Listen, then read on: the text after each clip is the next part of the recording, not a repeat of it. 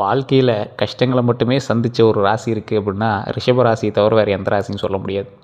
ரிஷப ராசி அப்படிங்கிறது ஒரு நிலைத்தன்மை, பொறுமை, நிதானம், குடும்ப பாசம், பணத்தின் மதிப்பு, இந்த மாதிரி விஷயங்களை பற்றி குறிக்கக்கூடிய ஒரு ராசியாக கருதப்படுற ராசி தான் இந்த ரிஷப ராசி. இந்த ராசியில் பிறந்தவங்க வாழ்க்கையில் மெதுவாக முன்னேறினாலும் அவங்க அடையக்கூடிய நிலை மிகவும் உயர்ந்ததாக இருக்கும். எப்படி சொல்கிறதுனா, இவங்க வளர்ச்சி ஆகிறது தெரியவே தெரியாது. ஆனால் அந்த வளர்ச்சியாகி ஒரு இடத்துல நிற்கிறாங்கள, அது நல்ல ஒரு மிகப்பெரிய ஒரு உயரமாக இருக்கும். இவங்க வளரும் போது கூட நான் வளர்ந்துட்டு இருக்கிறேன் அப்படிங்கிற அகங்காரம் வெளியே காட்ட மாட்டாங்க. ஒருத்தன் திடீர் பணக்காரனானா எப்படி வருவான்? முன்னாடி நாள் ரொம்ப அப்படியே ஒரு ஏழ்மையான ட்ரெஸ் போட்டுருப்பான், அடுத்த நாள் கோட்டு சூட்டோடு வருவான். ஆனால் இந்த ரிஷபராசிக்காரன் அப்படி கிடையாது. எவ்வளோ பணம் இருந்தாலும் அதை வெளியே காட்டிக்காத ஒரு மனுஷன். எவ்வளோ பெரிய மேன்மையான குணம் இருந்தாலும் அந்த குணத்தை மட்டுமே வெளியே காட்டுவானே தவிர அந்த கேரக்டரிஸ்டிக்ஸ், அந்த பணத்தினால் ஆகக்கூடிய மாற்றங்களை வெளியே காட்ட மாட்டான். அந்த மாதிரி ஒரு உன்னதமான ஆள் தான் இவங்க. இவங்களுடைய ஒவ்வொரு முறையும் மனிதனுக்கு ஒரு விஷயம் உருவாகிட்டே வரும்போது அவனோட டிஃப்ரென்சியேஷன் தெரிஞ்சிட்டே வரும். ஆனால் ரிஷபராசி அப்படி கண்டுபிடிக்க முடியாது. ஒரு முறை மனதில் முடிவு எடுத்துட்டாங்க அப்படின்னா அதை மாறுறது அப்படிங்கிறது ரொம்ப ஒரு கடினமான ஒரு விஷயமா இந்த ரிஷபராசிக்கு இருக்கும். இவங்களோட மனநிலை மற்றும் உழைப்புத்தன்மை தான் இவங்களை உயர்த்திட்டு கொண்டு போகிறதுல ஒரு மிகப்பெரிய ஒரு விஷயமா இருக்கும்.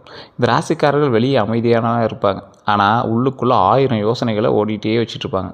யாரையுமே எளிதில் நம்ப மாட்டாங்க. ஒருவரை நம்பினா முழுமையாக நம்பிடுவாங்க. துரோகம் நடந்தால் அதையும் வாழ்நாள் முழுவதும் மறக்க மாட்டாங்க. அதிகமாக ஆனவங்களுக்கு நடந்தது துரோகங்களும் நிறைய கஷ்டங்களும் தான். இந்த கஷ்டங்கள் யாரால் உருவாச்சு அப்படின்னா இவங்க நம்பிக்கை வச்சதுனால தான் உருவாச்சு அப்படின்னு சொல்லணும். ஒரு விஷயத்து மேலே அதீத நம்பிக்கை, ஆனால் அந்த நம்பிக்கை நிறைவேறலை அப்படின்னா அதற்கு காரணம் உங்கள் கூட இருக்கிறவனே தான் இருந்திருப்பான். அதுதான் துரோகம் அப்படின்னு சொல்லுவாங்க. அதே மாதிரி ரிஷபராசியோட குணாதிசயங்கள் அப்படின்னு பார்க்கும்போது பொறுமை ரொம்ப அதிகம். இந்த ராசிக்கு பொறுமை அப்படிங்கிறது ரிஷபங்கிறதுல பொறுமைன்னு வச்சுருக்கலாம். ஆனால் ரிஷபராசியில் இருக்கிற சில பேர் சொல்லுவீங்க, அப்படிலாம் இல்லையே சார், என்னால் அவ்வளோலாம் பொறுமை இல்லையே அப்படிங்கிற மாதிரி நிறைய பேர் சொல்லுவீங்க. சார், உங்களுக்கு பொறுமை இல்லை, இந்த ராசிக்காரராகிய உங்களுக்கு பொறுமை இல்லை அப்படின்னு நீங்கள் சொல்கிறீங்க. உங்களுடைய தசாபுத்தி கேட்கணும். உங்களோட தசாபுத்தி வேறு, நட்சத்திரம் வேறு, இது எல்லாமே டெஸ்ட் பண்ணி தான் உங்களுடைய பொறுமையும் உங்களுடைய நிதானமும் அங்கீகரிக்கப்படுது. இந்த ராசிக்காரர்கள் மிகப்பெரிய பலம் பொருந்தியவங்க. ஆனால் எந்த பிரச்சனை வந்தாலும் உடனே அதை பற்றி ஒரு பிரச்சனை நடந்துச்சு அப்படின்னா பதட்டமாக இருப்பாங்களோ ஒருத்தர், அச்சோ இப்படி ஆச்சுன்னு. இந்த ராசிக்காரர் அவ்வளோ சீக்கிரம் பதட்டம் ஆக மாட்டாங்க. அப்படி மீறி நீங்கள் பதட்டம் ஆகுறீங்க அப்படின்னா உங்களுக்கு இந்த ராசியினுடைய இது செல்லுபடியாகல, உங்களுக்கு வேறு ஏதோ நெகட்டிவ் எனர்ஜி இருக்குது அப்படின்னு அர்த்தம். அந்த நெகட்டிவ் எனர்ஜியுமே வெளியே போக்கலாம். அது ஜாதகத்தின் மூலமாக செக் பண்ணிட்டு சொல்லிடுவாங்க. அதே போல் அமைதியாக யோசித்து முடிவெடுக்கக்கூடிய நபர்களில் நீங்கள் ஒரு முக்கியமான நபர். அதை மட்டும் நீங்கள் என்றைக்கும் விட்டுறாதீங்க. அமைதியாக யோசித்து முடிவெடுக்கணும். இந்த குடும்ப பாசம் அப்படின்னு சொல்லுவாங்களே, இந்த ராசிக்காரர்களுக்கு குடும்பம் மிகவும் முக்கியம். குடும்பத்துக்காக எவ்வளோ கஷ்டப்பட்டாலும் தாங்கிக் கொள்ளக்கூடிய ஒரு நபர் இந்த ராசிக்காரர். பணத்தோட மதிப்பு தெரியக்கூடிய ஒரு முக்கியமான நபர் ரிஷபராசிக்காரர்கள். ஆனால் சில சமயத்தில் நீங்கள் பணத்தை தண்ணி மாதிரி செலவிட்டதுனால தான் இப்போ நீங்கள் பாடத்தை கற்றுக்கிட்டு அமைதியாக இருக்கீங்க அப்படிங்கிறது உண்மை. பணம் சம்பாதிப்பது எவ்வளோ கஷ்டம் அப்படிங்கிறத நன்றாக அறிஞ்சிருக்கக்கூடிய ஒரு நபர் நீங்கள்.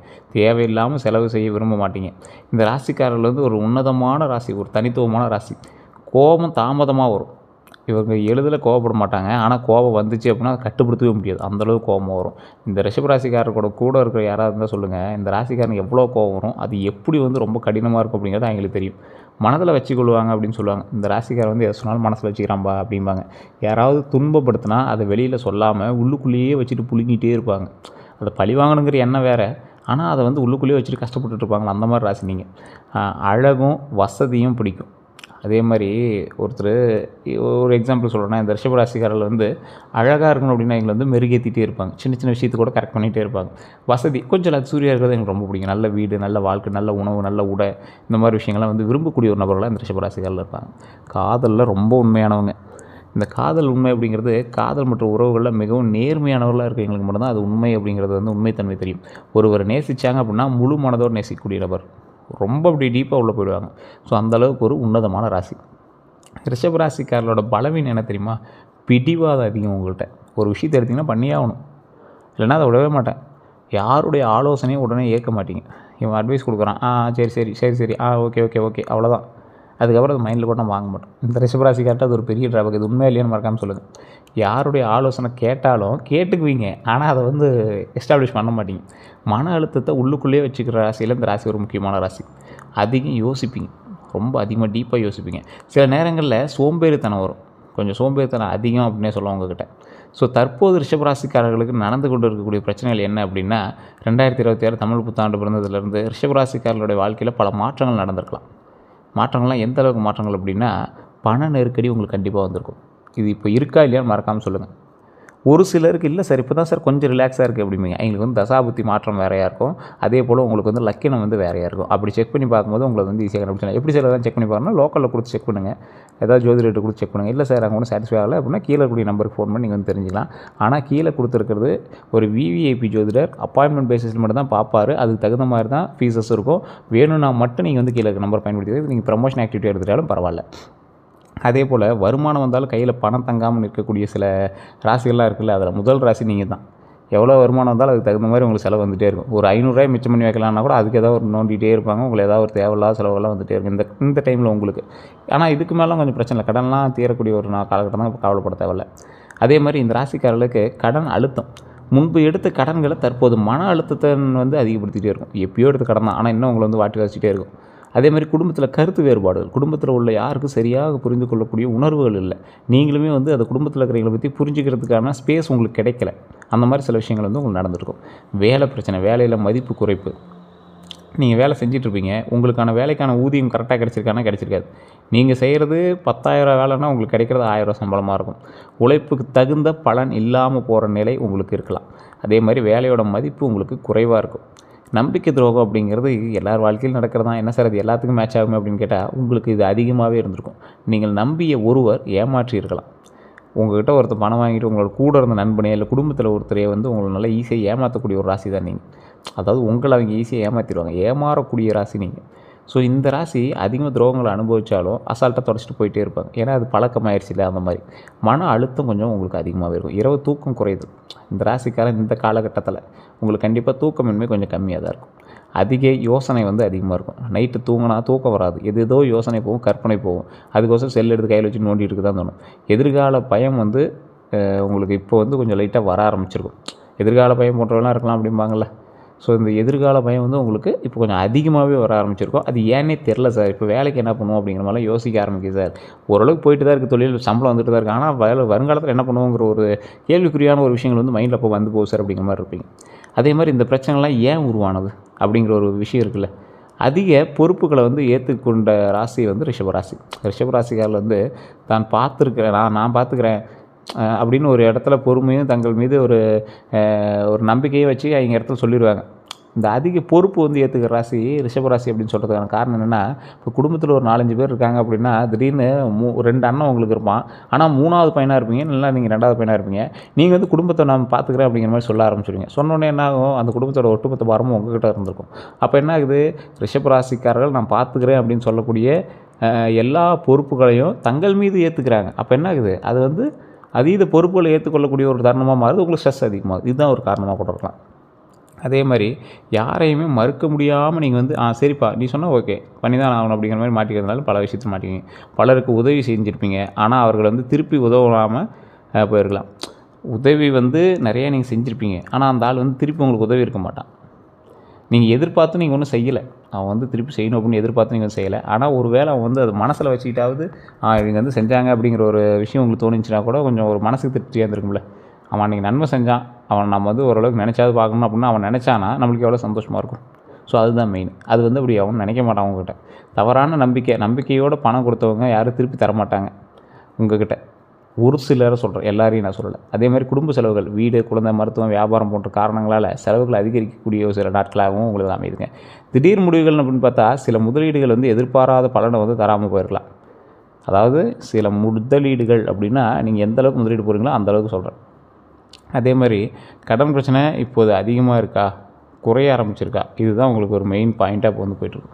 சரி, இந்த காலகட்டம் கடன் பிரச்சனை எப்படி இருக்க போகுது, குறையுமா இல்லை அதிகரிக்குமா, இப்போ அதிகமாக இருக்குது அப்படி இருக்குது அப்படின்னு கேட்டால், ரிஷபராசிக்காரர்களுக்கு கடந்த சில மாதங்களாக கடன் அழுத்தம் அதிகமாக தான் இருந்திருக்கும்.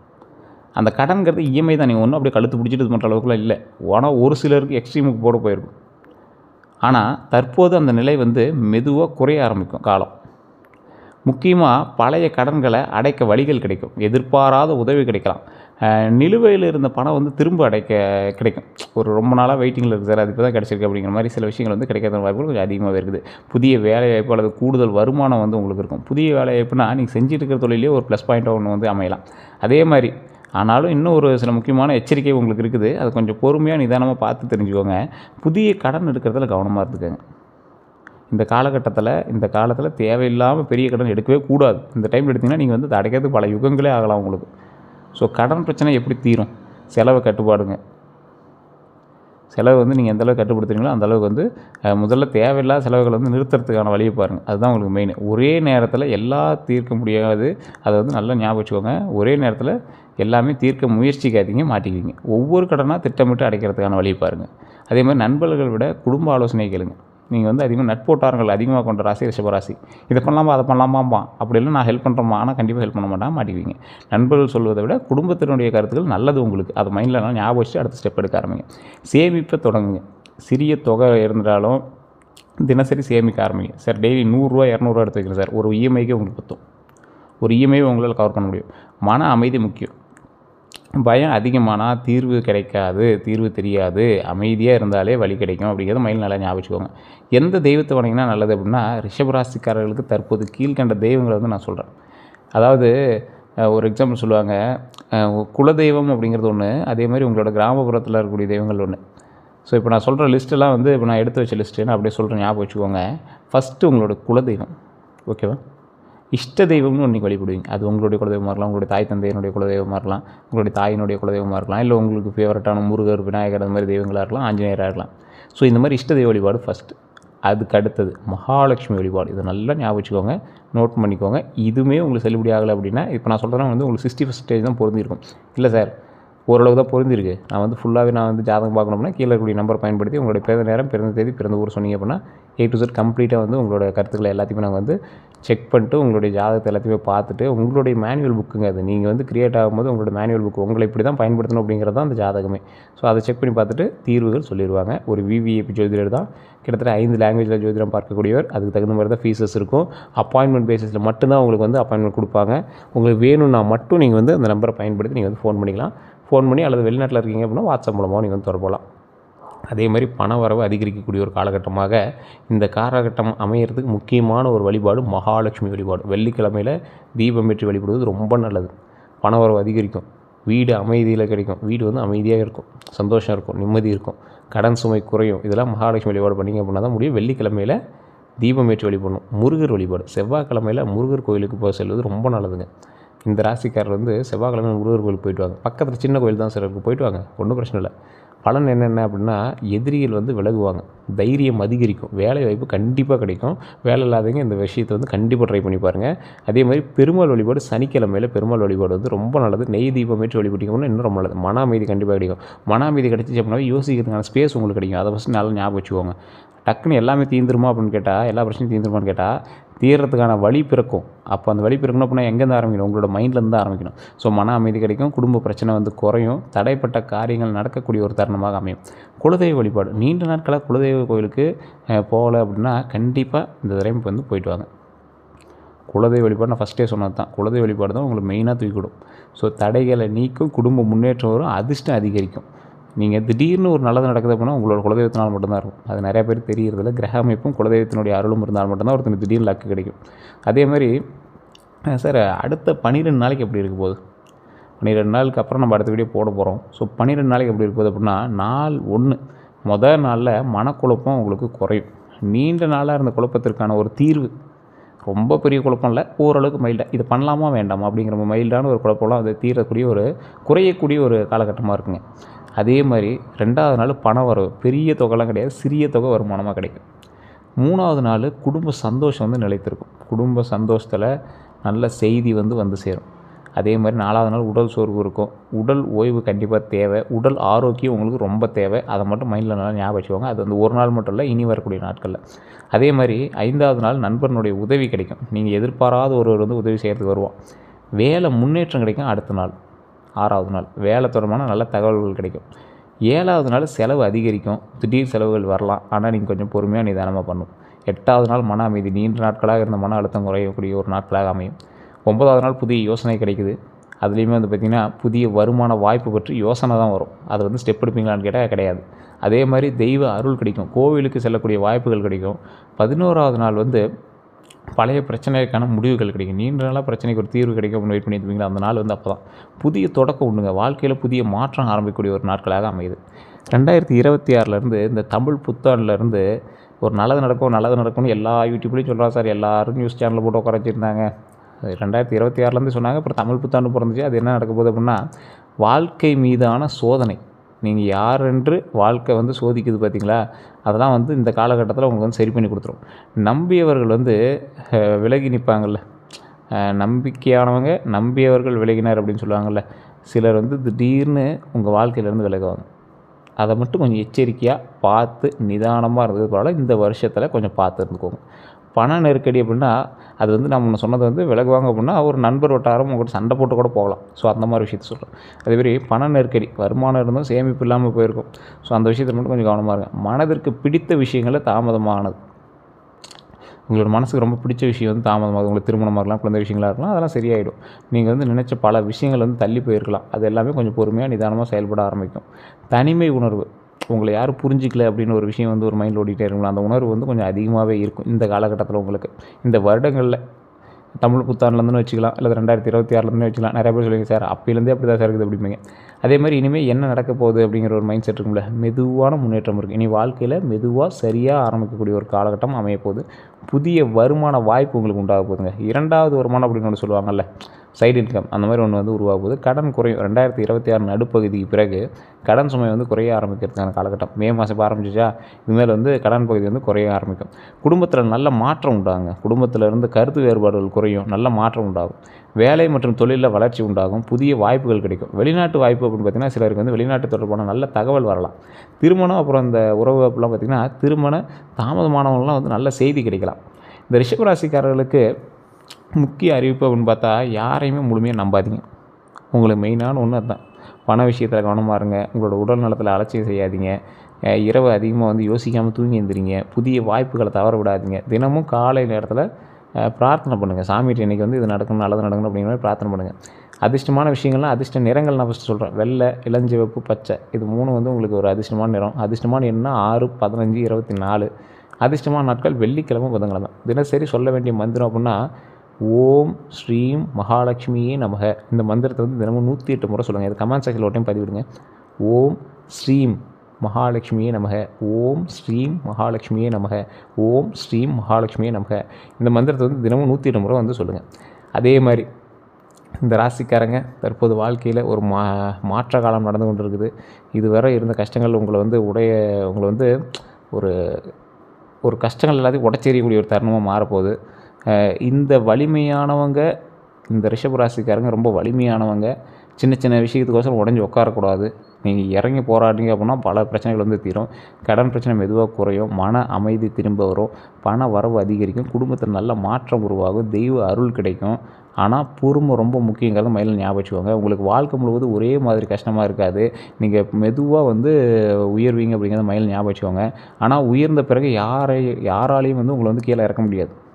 ஸோ கொஞ்சம் உயர்ந்துட்டீங்க அப்படின்னா உங்களை யாரும் கீழே தர முடியாது. பயந்துக்காதீங்க. 2026 ஆண்டு 2ஆம் பாதி ரிஷபராசிக்காரர்களுக்கு ஒரு புதிய நம்பிக்கையும் புதிய துவக்கத்தையும் தரக்கூடிய காலமாக இருக்கும். இந்த காலகட்டத்தில் உங்களுக்கு அது நடுப்பகுதி. ஸோ அதனால் கவலையே பட தேவையில்லை. நம்பிக்கையோடு இருங்க, நல்லதே நடக்கும். ரிஷபராசிக்காரர்களுக்கு நிறைய நல்ல விஷயங்களை பற்றி இப்போ நம்ம பார்த்தோம். ஸோ வேறு ஏதாவது இதில் தகவல்கள் வேணும் அப்படின்னா கீழே டிஸ்கிரிப்ஷன் நம்பர் கொடுத்து அந்த நம்பருக்கு ஃபோன் பண்ணி கேட்டு தெரிஞ்சுக்கோங்க. அதே மாதிரி நம்ம சேனல் சப்ஸ்கிரைப் பண்ணாமல் தான் சப்ஸ்கிரைப் பண்ணிக்கோங்க. பக்கத்தில் பெல் பட்டன் ப்ரெஸ் பண்ணி அதில் ஆல் அப்படி கிளிக் பண்ணிக்கோங்க. அப்போ தான் வந்து நோட்டிஃபிகேஷன் உங்களுக்கு வந்து சேரும். ஃபேஸ்புக்கில் பார்த்துட்டிங்கன்னா ஃபாலோ பண்ணிக்கோங்க. வேறு ஏதாவது தகவல் வேணும் அப்படின்னா கமெண்ட் பண்ணுங்கள், இல்லை ஃபோன் பண்ணி நீங்கள் வந்து கேட்டுக்கலாம்.